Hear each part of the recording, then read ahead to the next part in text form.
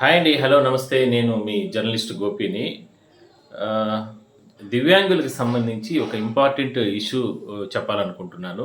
గత వారం రోజుల క్రితం గూడా, 10 రోజుల క్రితం గూడా చాలా అంటే ఇక్కడ తిరుపతి జిల్లాలోనే ఆ యూనియన్‌కి సంబంధించినటువంటి మురళి అంటే యూనియన్ నాయకులు వీళ్ళందరూ గూడా కొన్ని చోట్లకి వెళ్ళి స్వచ్ఛంద సేవా సంస్థల్లో వాళ్ళు సహాయ సహకారాలు అంటే నిత్యావసరాల సరుకులు గావచ్చు, లేదంటే అక్కడ బెడ్‌షీట్స్ గావచ్చు, లేదంటే వాళ్ళకి ఏం అవసరం వస్తుందో అక్కడ వీళ్ళ డబ్బులతో సొంతంగా కూడబెట్టుకొని వాళ్ళకందరికీ గూడా సహాయం చేయడం జరిగింది. దానికి సంబంధించిన వీడియో గూడా నేను పోస్ట్ చేయడం జరిగింది. అంటే మనము అంటే మామూలుగా సహజంగా మామూలుగా ఉన్న వాళ్ళు వీళ్ళందరూ వాళ్ళ ఫీలింగ్స్ ఎలా ఉంటారంటే ఉదయం లేస్తే ఆఫీస్ వర్క్ అని, అదని, ఇదని రకరకాల బిజీగా ఉంటారు. ఇంట్లో పిల్లల్ని స్కూలుకి పంపడం, లేదంటే రకరకాలుగా ఆహ్, ఆహ్, ఉంటారు. బట్ వాళ్ళు సంపాదన అంతా గూడా కూడబెట్టాలి, మిగలబెట్టాలి. పిల్లలకు వాళ్ళ పిల్లలకు తరతరాలకు ఏర్పాటు చేసుకోవాలంటూ గూడా రకరకాలుగా ఆశ అనేది ఉంటది. కానీ వీళ్ళు మాత్రం చూడండి ప్రభుత్వం ఇచ్చే రూ. 6,000 పింఛను గావచ్చు, లేదంటే కొంతమందికి రూ. 15,000 పింఛను గావచ్చు. దీంట్లో గూడా అంటే కూడబెట్టుకొని లేదంటే వాళ్ళు స్వతహాగా సంపాదించుకున్నటువంటి డబ్బులో గూడా కూడబెట్టుకొని పేదలకు అది గాకుండా నిరుపేదలకు, స్వచ్ఛంద సంస్థలకు లేదంటే అనాథలకు ఇలాంటి వాళ్ళకందరికీ గూడా ఇవాళ వాళ్ళు సేవలు జేస్తున్నారంటే నిజంగా ఇలాంటి వాళ్ళని మనం అభినందించదగ్గ విషయంగానే మనం చెప్పొచ్చు. అందువల్లనే వాళ్ళ పోరాటం ఖచ్చితంగా ఫలితం దక్కుతుంది. పింఛన్ల విషయంలో ఇప్పటికే పెద్ద ఎత్తున అంటే ఒక చర్చ, ఒక వివాదం, ఒక ఇష్యూ నడుస్తున్న తరుణంలో ప్రభుత్వం కూడా దీనిపైన పూర్తి స్థాయిలో అధ్యయనం చేస్తుంది కాబట్టి, దీనిపైన మాత్రం మంచే జరుగుతుంది వీళ్ళకందరికీ గూడా. బట్ వీళ్ళందరి అంటే ఆశీస్సులే గాకుండా భగవంతుని ఆశీస్సులు కూడా దివ్యాంగులకు ఎప్పటికీ ఉంటాయి. నాకు కొన్ని ఈరోజు ఫోటోస్ కూడా కొంతమంది దివ్యాంగులకు సంబంధించి వాళ్ళు పెట్టడం జరిగింది. సార్ ఇట్లా మీరు ఈ వీడియోస్‌కి సంబంధించి మాకు సపోర్టెడ్‌గా నిలబడ్డారు. అట్ ద సేమ్ టైమ్ ప్రభుత్వానికి గూడా ఎప్పటికప్పుడు మా ఆవేదనని మీరు తెలియజేసే ప్రయత్నం చేస్తున్నారు కాబట్టి, మేము చేస్తున్నటువంటి ఈ చిరు సహాయం అంటే దీన్ని ఏదో పబ్లిష్ చేయాల్సిన అవసరం లేదు.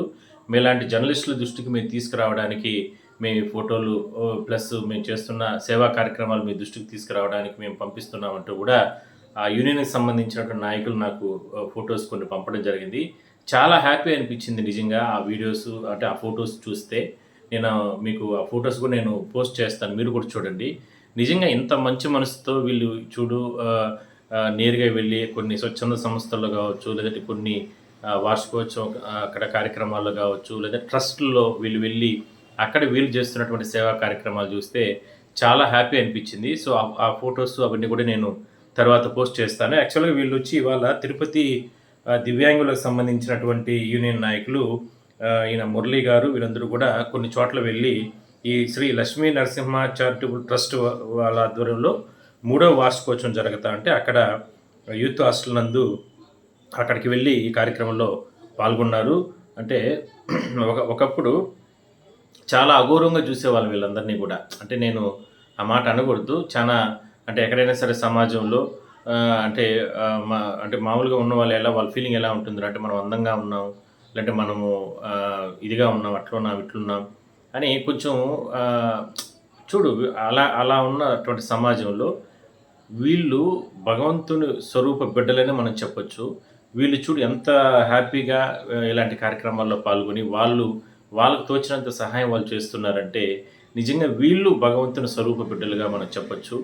భగవంతుని ఆశీస్సులు వీళ్ళకందరికీ మంచిగా ఉండాలి, సంతోషంగా ఉండాలి. వీళ్ళందరూ కూడా ఆ కార్యక్రమంలో పాల్గొని అక్కడ ఆ ట్రస్ట్ వారితో వాళ్ళకి వీళ్ళ సహాయ సహకారాలు, వాళ్ళు చేస్తున్నటువంటి కార్యక్రమాలు వీళ్ళు కూడా పాలుపంచుకోవడం, వీళ్ళకి సహాయం అంటే వీళ్ళు ఏం చేయాలనుకుంటున్నారో డబ్బు రూపంలోనో, వస్తువుల రూపంలోనో వాళ్ళు ఉన్నటువంటి వాళ్ళకందరికీ కూడా సహాయం చేయడం ఇవన్నీ కూడా చేయడం జరిగిందంటూ కూడా వాళ్ళు పంపడం జరిగింది. దీంట్లో మురళీ గౌడ్ గానీ, లేదంటే రాము గానీ, సుచేంద్ర గానీ, శ్రీనివాసులు, రఫీ, సుధాకర్, సుబ్బయ్య, సుబ్బమ్మ, శివకుమార్ ఇట్లా వీళ్ళందరూ కూడా పాల్గొన్నారు. సో, మంచి కార్యక్రమం చేశారు సార్ మీరు. ఇలాంటివన్నీ మీరు చేసిన సందర్భంలో అంటే ఏదో నేను పబ్లిసిటీ కోసం నేను మీకు పబ్లిసిటీ రావాలని నేను ఈ వీడియో చేయడం లేదు గానీ, మీరు చేస్తున్నటువంటి నిండు మనసుతో మీరు గావచ్చు, మీ టీమ్ గావచ్చు, మీరందరూ చేస్తున్నటువంటి దాన్ని ఇంకా ఈ ప్రపంచానికి ఇంకా 10 మందికి తెలియాలనే ఉద్దేశంతోనే ఈ వీడియో చేయడం జరిగింది అంతే తప్ప వేరే ఉద్దేశం ఇందులో లేదు. మీలాంటి వాళ్ళు కి భగవంతుని ఆశీస్సులు ఎల్లవేళలా ఉంటాయి. మీలాంటి వాళ్ళకి సపోర్ట్ ఇచ్చి వెనకాల బ్యాక్‌గ్రౌండ్‌గా ఉన్నటువంటి మీ టీమ్‌కి గానీ, మీ దివ్యాంగుల బృందానికి అందరికీ కూడా మరోసారి నేను హ్యాండ్స్ అప్ చెప్తున్నాను. థాంక్స్ అండి. థాంక్స్. ఆ ఫోటోస్ కూడా నేను మీకు పోస్ట్ చేస్తాను. మీకు అభినందనలు. మరోసారి కంగ్రాట్స్. ఇలాంటి మంచి కార్యక్రమాలు మీరు ఎల్లవేళలా చేయండి.